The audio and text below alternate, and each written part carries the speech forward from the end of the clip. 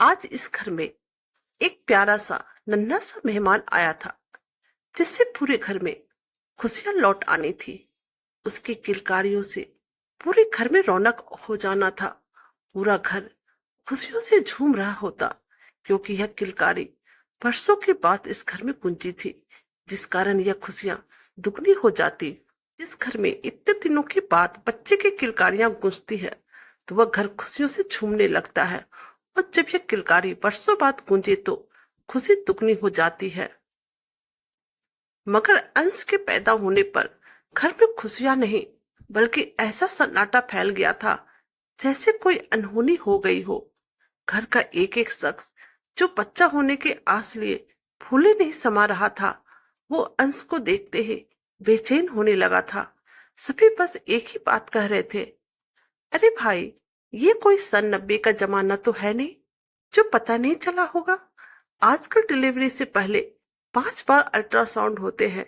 Doctor माँ को बच्चे का रंग रूप कद काठी सब पहले ही बता देता है। अंश की माँ से बुआ सास ने मुंह बनाते हुए कहा, अरे जब पता था कि बच्चा ऐसा है तो ना करती पैदा। हम कुछ दिन दुखी होते, पर इस बेचारे को क्यों दुनिया में बोझ बनाने के लिए ले आई। बुआ सास दुख जताते हुए बोल रही थी। सभी लोग मिला जुला कर घर का हर एक शख्स अंश की माँ को अपने तानों से मार रहा था, पर वह बेचारी चुपचाप सबके तानों को अनसुना करते हुए अंश को बस प्यार कर रही थी। लेकिन अब जब घर वालों के ताने जली कटी बातों में बदलने लगे, तो अंश के पापा से सुना नहीं गया और वो अंश को गोद में लेकर बड़े गर्व के साथ बोले, ये मेरा बच्चा है। हाँ, यह बाकी बच्चों की तरह नहीं है। ये भविष्य में शायद बाकी बच्चों की तरह दौड़ ना सके और चलने में भी असमर्थ हो, फिर भी ये मेरा बच्चा है। मैं अपने बच्चे की इस अपंगता को कभी उसकी कमजोरी बनने नहीं दूंगा। रही बात इसकी माँ की, तो हाँ, उसे पहले से मालूम था कि हमारा बच्चा चल फिर नहीं पाएगा। उसने मुझे यह बात बताई भी थी, पर फिर भी हम दोनों ने मिलकर यह फैसला किया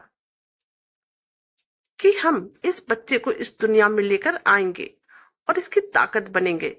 जब हम दोनों को इससे कोई दिक्कत नहीं है, तो किसी को भी कुछ कहने का कोई मकसद ही नहीं है। इतना सुनते ही सारे घर वाले दंग रह गए और फिर किसी की हिम्मत नहीं हुई कि कोई अंश की दिव्यांगता के बारे में कुछ कह सके। अंश के मम्मी पापा अपने बेटे पर नाच कर रहे थे। वह हमेशा अपने बेटे के ढाल बनने के लिए बिल्कुल तैयार थे।